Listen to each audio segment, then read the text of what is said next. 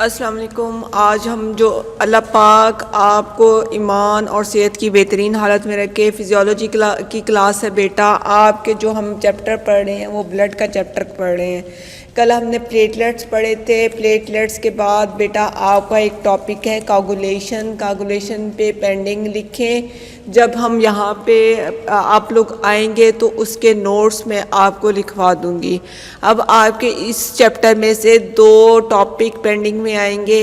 एक आपका टॉपिक है ESR और दूसरा कागुलेशन। जब आप यहाँ पे आएंगे तो इसके नोट्स में आपको ख़ुद लिखवाऊंगी और यहीं आपको समझाऊंगी। उसके बाद जो हमारा आज का टॉपिक है blood group on page number 79, वो हम डिस्कस कर लेते हैं।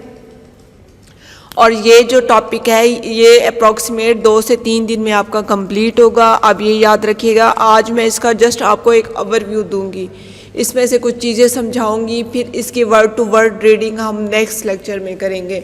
आज इसमें हम रीडिंग नहीं करेंगे। तो आप सब ये याद रखिएगा। हम सब ब्लड ग्रुप्स पढ़ रहे हैं। हमने जो कागुलेशन वाला है वो हम इंशाल्लाह नेक्स्ट में करेंगे।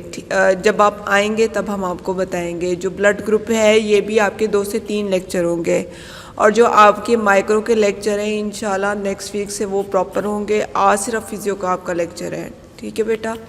अब ब्लड ग्रुप क्या चीज़ है। अब आपको ये पता है कि ये इनहेरिटेड कैरेक्टर है। इनहेरिटेड का क्या मतलब होता है? जो विरासत में मिले, जो माँ बाप की तरफ से बच्चों को मिले, that is called the inherited character.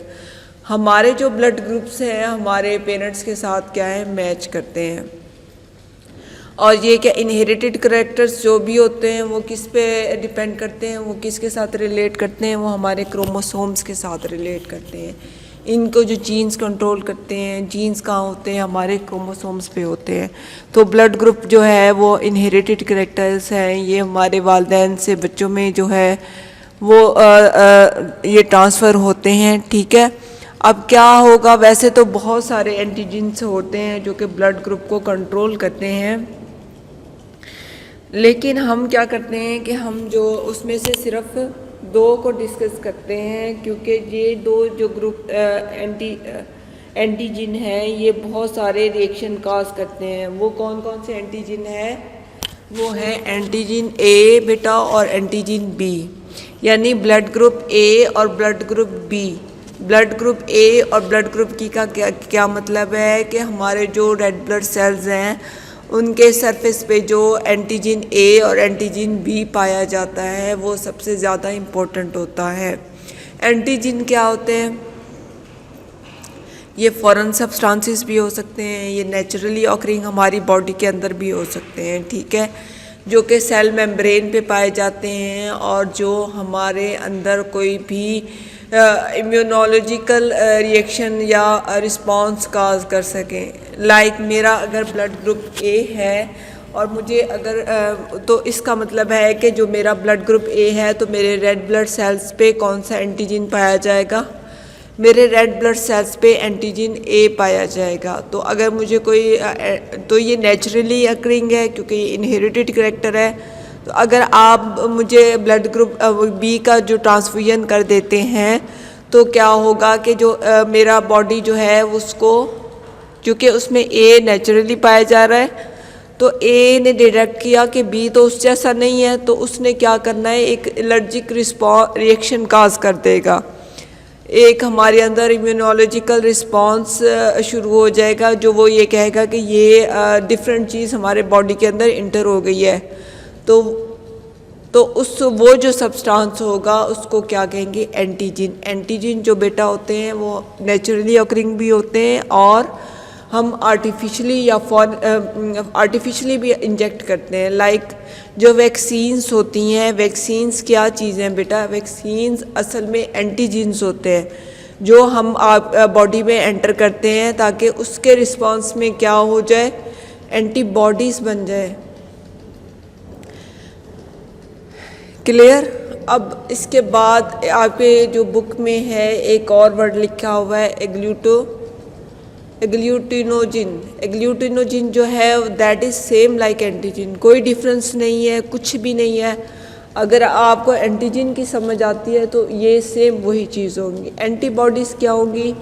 ये हमारे इम्यून सिस्टम जो सब्सटेंसेस बनाएंगे उस एंटीजन जो फ़ौरन बॉडी हमारे अंदर आती है उसके रिस्पॉन्स में, तो उस सब्सटेंस को हम एंटीबॉडीज़ कहते हैं।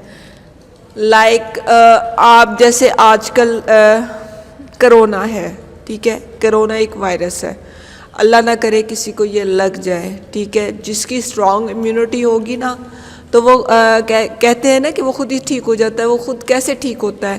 क्योंकि उसका इम्यून सिस्टम स्ट्रॉन्ग होता है, तो वो उसके लिए क्या बना लेता है? एंटीबॉडीज़ बना लेता है। एंटीबॉडीज़ उस एंटीजन के इफ़ेक्ट को क्या करती हैं? ख़त्म कर देती हैं। That is called the antibodies. यानी जो हमारे जिस्म में फॉरेन सब्सटेंसेस आएंगे उनको ख़त्म करने वाली जो सब्सटेंसेस हमारा बॉडी बनाएगा, that is called the antibodies.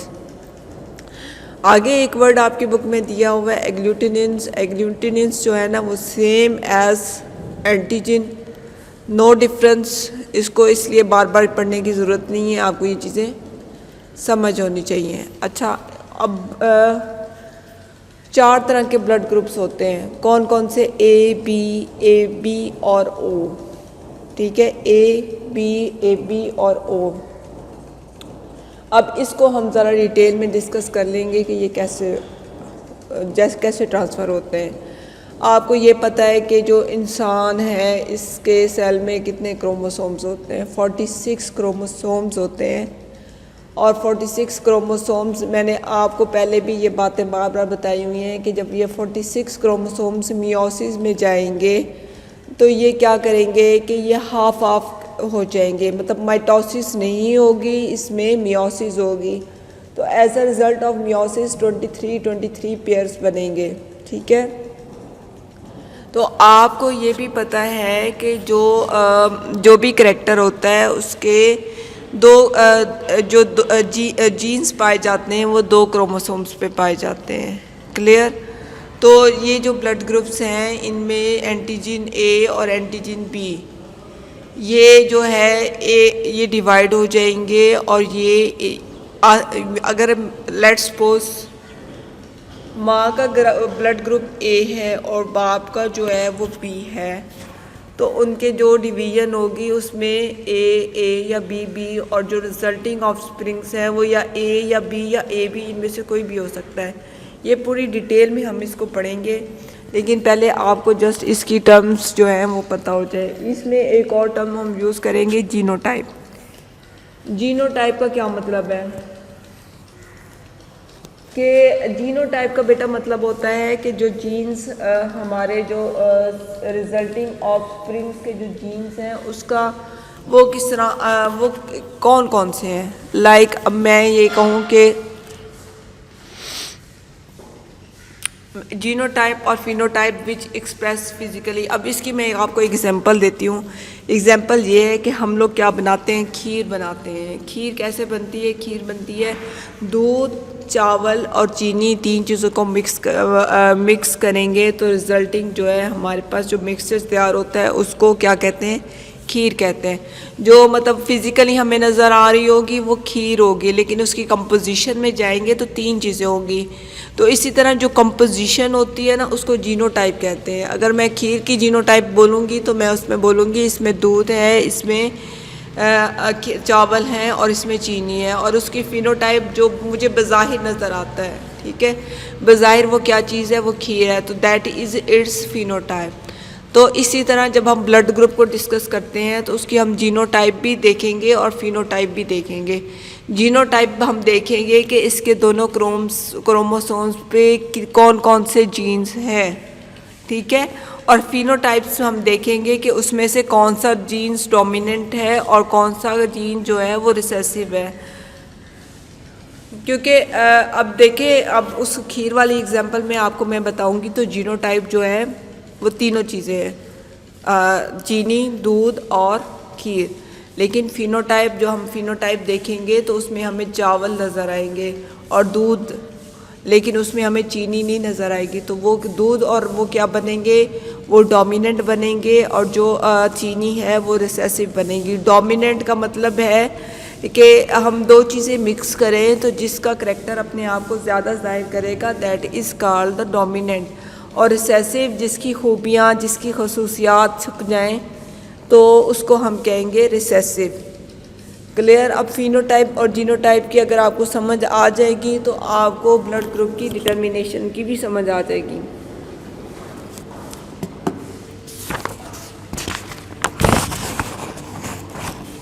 तो ये जो ब्लड ग्रुप्स हैं, अगर हमें माँ का ब्लड ग्रुप पता है और बाप का ब्लड ग्रुप का पता है तो उसके बाद हम इसकी जीनोटाइप भी पता कर सकते हैं, उसकी फिनोटाइप भी पता कर सकते हैं, ठीक है। और इसी तरह हम किसी के भी इसी तरह हम मतलब प्रेडिक्शन कर सकते हैं कि इनके फर्दर जो आगे ऑफ स्प्रिंग्स होंगे उनका ब्लड ग्रुप कौन सा हो सकेगा, ठीक है। तो आपको ये सब टर्मिनोलॉजीज़ अच्छी तरह आनी चाहिए, फिनोटाइप, जीनोटाइप, ठीक है, एंटीजन क्या होते हैं, एंटीबॉडीज़ क्या होते हैं। जब आप ये सब चीज़ें अच्छी तरह याद कर लेंगे, आपको इन चीज़ों की समझ आएगी तो आपको जो फर्दर जो प्रोडिक्शन है वो कोई भी मुश्किल नहीं होगी। अच्छा, एक तो ये ब्लड ग्रुप हम पढ़ते हैं ना, ए बी ओ, तो साथ में एक और वर्ड भी यूज़ करते हैं पॉजिटिव और नेगेटिव वाला, ठीक है।